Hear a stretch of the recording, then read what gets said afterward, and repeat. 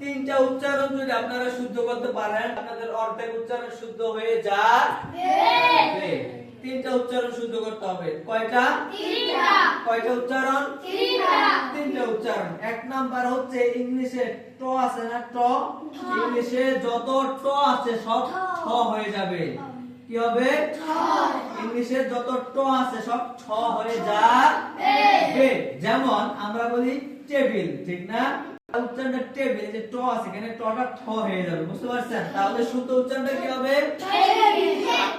আমি বলি তারপর আপনারা বলবেন আমার সাথে। এই এদিকে আমার সাথে বলবেন, আমার পরে বলবেন। বলেন table, table, table, table, table, table, table, table, table, table, table, table. তাহলে এখানে যে টটা কি হয়ে গেছে?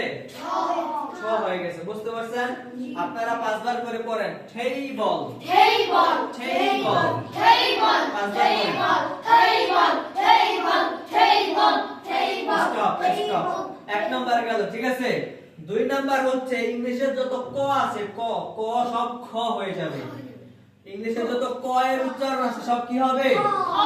খ হয়ে যাবে। যেমন ক্যাট, যেমন কি ক্যাট, এটা ক দিয়ে বলি কিন্তু এটা ক্যাট হবে। এটা কি হবে? খ্যাট। বলেন খ্যাট, খ্যাট, খ্যাট, খ্যাট। আমার পরে আমি বলার পরে খ্যাট, খ্যাট, খ্যাট। ওকে, তাহলে দুইটা বললাম। এক নাম্বার হচ্ছে যত ট আছে সব ঠ হয়ে যাবে। আরেক নাম্বার হচ্ছে যত ক আছে সব খ হয়ে যাবে, খ। আরেক নাম্বার হচ্ছে যত পি আছে, পি, যেমন আমরা পিপল, পিপল বলি না, পরে পেন, প দিয়া বলি প, যত প আছে সব কি হবে? এই যে এরকম হবে, ফ, ফ, একটা বাতাস বের হবে, বাতাস। যেমন আমরা বলি পিপল, আমরা বলি কি পিপল, পিপল মানে কি মানুষ বা জনগণ না?